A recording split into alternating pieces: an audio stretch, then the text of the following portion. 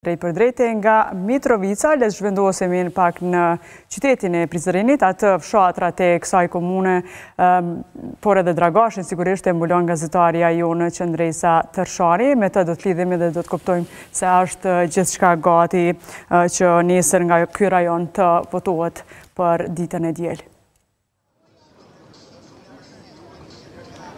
Nga Prizreni ju sjellim një atmosferë sa zgjedhore, aq edhe festive, nga tingujt e muzikës që po luhen her pas here këtu në Shadrvan. Megjithatë, nuk dihet se cila nga partitë politike, Partia Demokratike e Kosovës apo Vetëvendosje do të kenë mundësi që nesër përafërsisht në këtë kohë të festojnë pikërisht këtu te Shadrvani. Partia Demokratike e Kosovës, nëse arrin ta mbajë pushtetin këtu në Prizren me Shaqir Totajn, apo Lëvizja Vetëvendosje ta rikthej pushtetin me Artan Abrashin. Këtë mund ta vendosin më shumë se 188.000 qytetarë që kanë të drejtë vote në Prizren, komunën e dytë më të madhe në vend, derisa përgatitjet për t'i pritur ata në qendrat e votimit janë bërë tashmë.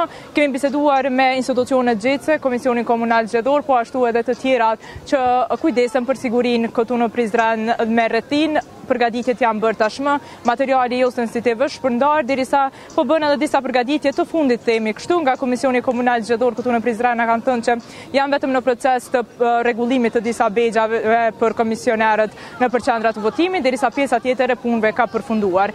Pra e kuptuat që këtu në Prizren Partia Demokratike e Kosovës dhe Vetëvendosje garojnë kokë më kokë për ta marrë primatin në këtë komunë, derisa është ndryshe krejt situata në komunën që është afër Prizrenit, po në fakt është më jugorja në Republikën e Kosovës.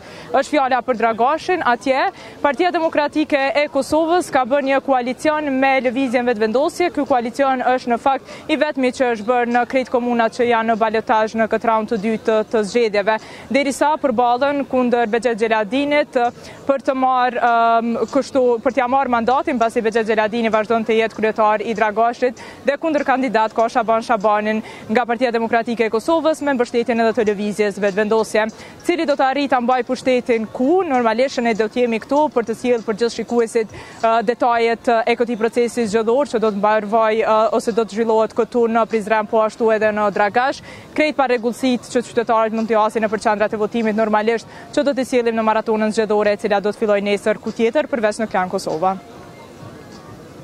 Tjetër data do të fillojë që nga ora 7 e mëngjesit. Faleminderit shumë Qëndresa për këtë lidhje të drejt për drejt. Mësojmë tani për atmosferën në